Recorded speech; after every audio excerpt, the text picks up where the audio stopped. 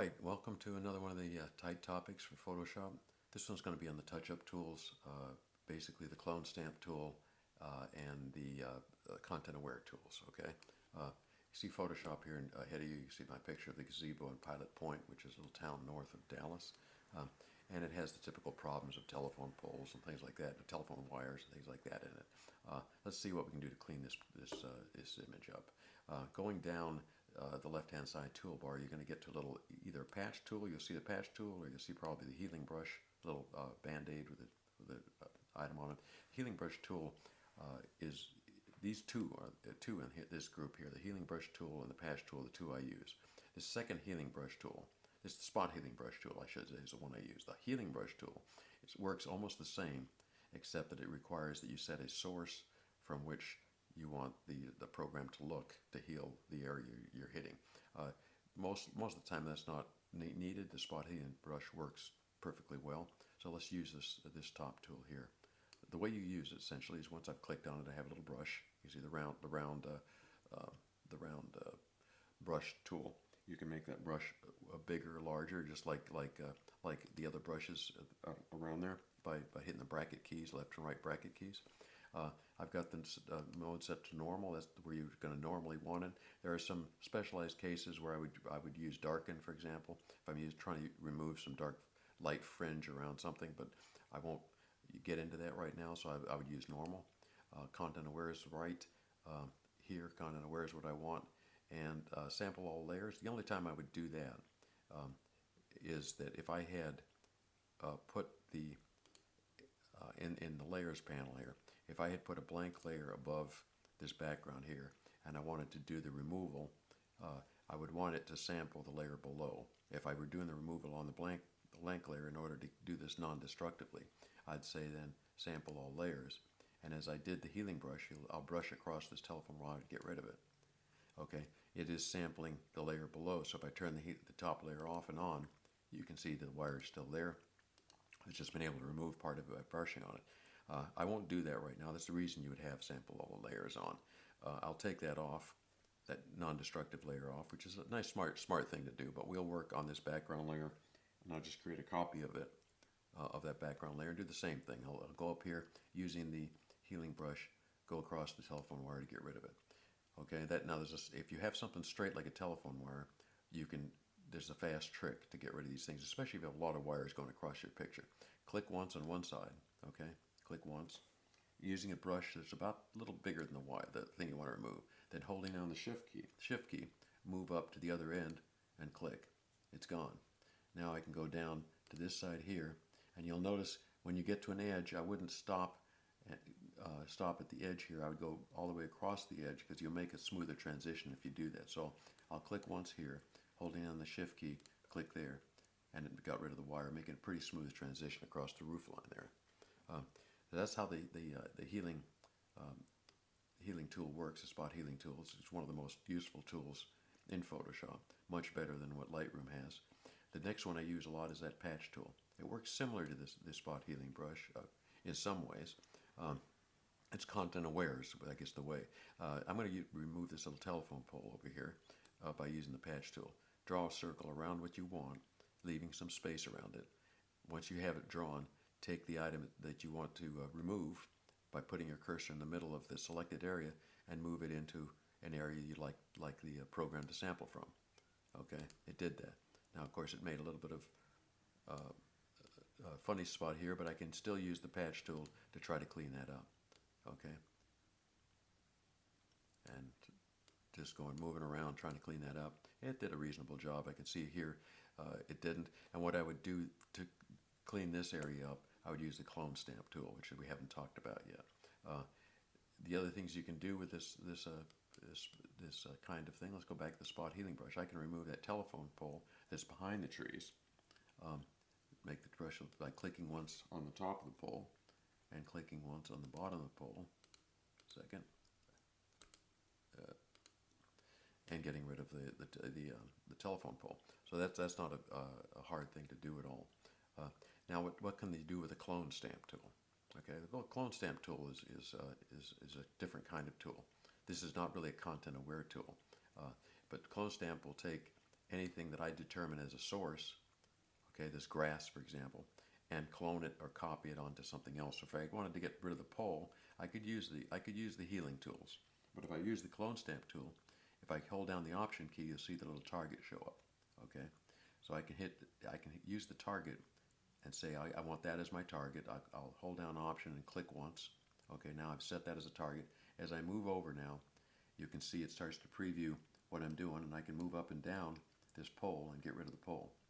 You see the little X mark is what it's doing is copying where the X is. Okay, and there's sometimes this will work as well as a healing brush, and there's some reasons to use this that work quite well. So that's the way that works. That's the clone stamp tool. Now let's go on to some other broader tools. I'm going to use this to picture the deer here, for example. Where I would use the clone stamp tool quite a bit on a picture like this is, for example, this was taken in the neighborhood, and you see the houses back here. I might not want those houses to show through. Sorry about that. Let's get back to go back to some reasonable zoom. That was a little zooming too much. Say I want to fill this area in with trees. Okay, I could Option click over here on these bushes, for example, and then go back and put those bushes in and fill in this area here, so it didn't, you can't see the houses back there. It looks more like a forest, right? So I can, using and resampling, sampling and resampling, I can start to fill in these areas over here, sample, resample, and fill in these areas so that you wouldn't know, sample, resample, and make this look realistically like a nice little forested area without the houses and the street behind it. So that would be a typical use if I wanted to use the clone stamp tool, which is pretty useful. So that's one use of that tool that's pretty good. Now let's use a couple other. Well, I always can clone. I like flowers, so I can always clone more flowers, right? So we can go around here and create more flowers. So that's another thing we can do. Let's use some other tools up here. All right. Let me first select the baby deer. I'm going to select the baby deer using the object selection tool. I explained this tool in another workshop. Draw a rectangle around the object I want to select, and Photoshop will be smart and select the object. Now, in order to get rid of that entire object, I want to get rid of the baby deer, which is sort of cruel to do at this point, but let's do this. Let me go to Edit. I could either use Fill, Content Aware, okay, or I could use Edit, Content Aware, Fill. And these two things work slightly differently. Let me just use the Fill Content Aware first, okay. This is the one, the new. This is brand new. The second Content Aware Fill is new. It works a little bit better. This is an older version. So Fill, you could fill it with black, white, whatever you want to do. But I'm going to do this Content Aware. All right. What I'm trying to demonstrate here is I selected the little deer here, but I should do a little bit more than just what I did here. So I'll hit the Fill, and you'll notice if I deselect it, we have the outline of the deer here. And the reason for that is that when you make a selection and try to replace it like that, you should select a little bit outside of your object so that the program knows a little bit better what to sample. So let's go back. Command Z, put the deer back where it was. The way to do that would be to go to Select, Modify, Expand. And I'm going to say 10 pixels is good. You can, 7 pixels is good, whatever. Now you can see the little line is outside the deer slightly. Okay, if I do that same set of steps, Fill, Content Aware, deselect, you can see it did a much better job, right? Because it had the line outside. So don't forget to go to modify and expand a little bit if you're doing this kind of replacement. Let's see how that other item works. Command Z. All right. We did a selection again. I've got it a little bit outside.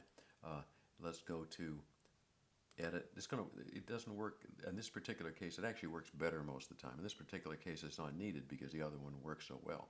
But this is the way this one works. Content Aware Fill. In this particular case, you get a pop-up set of menus here, and you have some options here on the right-hand side. The deer is selected here, and it's giving you a preview of what's going to happen. Okay, if I hit automatic, Photoshop is going to look around the picture, and with this green shading says I'm going to sample from all this area here and fill it in. And Photoshop did a fantastic job. You see the little deer is gone here.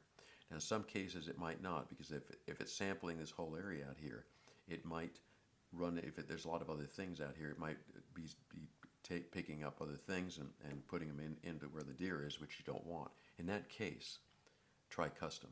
Okay, go to custom. Now what you can do is, my cursor is over where the little deer. I can say, don't sample the whole picture. Just sample around the deer here. Don't sample the mother deer, but anything else. You can sample some flowers, because maybe you can put some flowers in there for me. And I'll just tell it this is good enough, this sample here. When I release it, look at the right hand side window over here. Bang, it's gone. Now I can say, do I want that to be output to another layer, a duplicate of that layer without the Bambi in it? Just do it on the current layer, make it disappear, or create a new layer with a disappeared Bambi. So let's just do the new layer with a disappeared Bambi. Okay, I'll deselect. Okay, the little deer is gone. It's disappeared because it made a copy of the disappeared deer on it. I don't know how it did that, but it's a little like it's a mask or something. And if I click on and off, you see the deer comes back. Okay, if I have two layers like this and I want to commit them, okay, I can select this top layer. Have shortcut is Command E, and it just merges the two layers together. Now the Bambi's gone. Okay, so that's the tools I would suggest using. There are some other tools. You have other tools, for example, content aware fill, content aware scale, which I've never seen work very well, and I've never used myself. I just don't have any real reason for it. And there's another one down here somewhere, which is content aware move. I believe it's down here. Content aware move, which you're supposed to be able to select something, move it, and it'll fill in behind it. Again, I've never seen that one work really well either. It's much easier for me to either do cloning, like I did if I wanted to create if I wanted to move that Bambi, for example. I would probably do a clone of it. For example, let's see if this is the clone stamp tool. Let me do a couple of, put the Bambi back. I'm going to Command Z. There's the Bambi. I'll deselect the Bambi. If I want to put another one in here, I would just say Option, click somewhere on the Bambi here, and create a new one. So if I wanted to create a new one, this one to me seems to work better than the other one, and I'm able to put this little new deer wherever I would like it. Anyways, I hope that works. It's a simple view of our content aware tools and the clone stamp tool.